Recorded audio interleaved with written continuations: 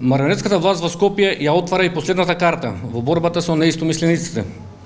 Во Македонија повторно се воведува така наречениот вербален деликт од членот 133 од Кривичниот законник во поранешна Југославија, кој одамна е укинат и со кој се санкционираше слободата на говорот.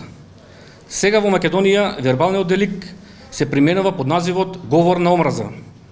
МВР вчера спроведе полициско гонење врз мене врз основа на ова соопштение на Единствена Македонија од 2 октомври, во кое алармиравме за подкуп на пратеници во висина од 2 милиони евра по пратеник и дека пратеник од ВМРО ДПМН кој ќе гласа за промените на Уставот нема да стигне до државната граница при обидот за бегство од државата. Ова за МВР значело, внимавајте добро, дека Единствена Македонија ќе ги убива одметнатите пратеници од ВМРО ДПМН, со што била загрозена нивната сигурност. Помина 1 месец од соопштението, а на одметнатите 8 пратеници не им фали ништо. Дури Елизавета Канчевска-Милевска доби унапредување како координатор на пратеничката група и секоја вечер како манекенките на модни писти се шета од телевизија во телевизија да не убедува дека бришењето на се што е македонско било за наше добро. Значи, тоа што се зборува во соопштенија и на пресконференции ќе се забранува.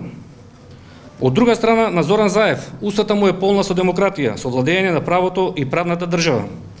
Кажаното од Заев нема смисла, оти во реалноста не се почитува судската пракса на Европскиот суд за човекови права во Страсбур како авторитетна правна институција токму во таа Европа за која зборува Зоран Заев.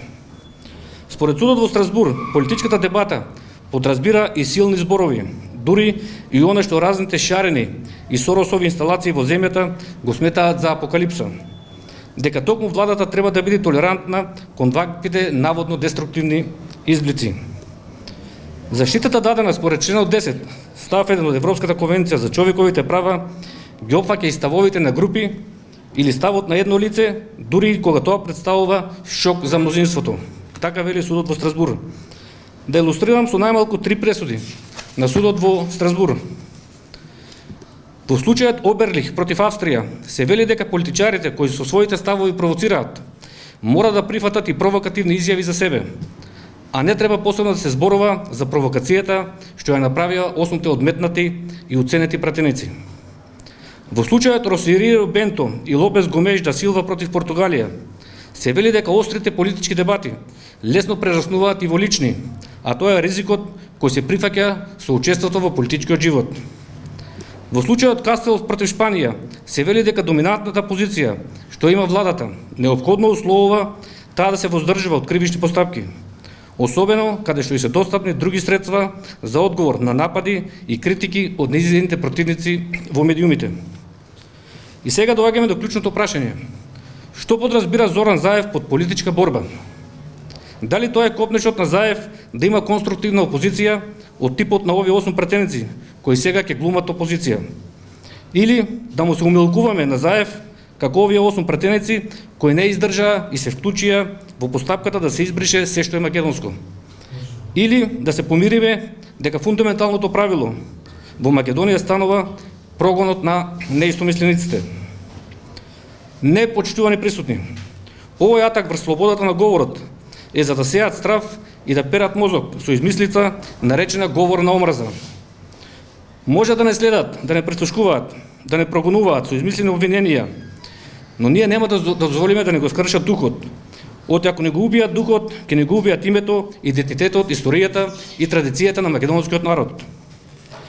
Во земјата цвета организираниот криминал, перење пари, гледаме насади со дрога до куќите на луѓето, а наспроти ова Единствена Македонија стана главен проблем во земјата.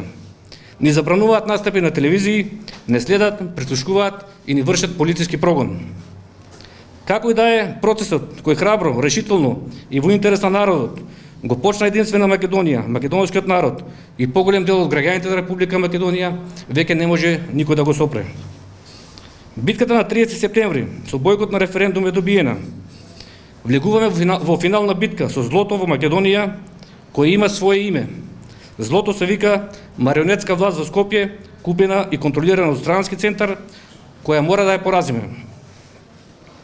За трите вистини се свесни веќе и во марионетската влада во Скопје, дека ја губат власта, дека не живееме во еднопартиски систем и дека вербалниот деликт е одамна укинат.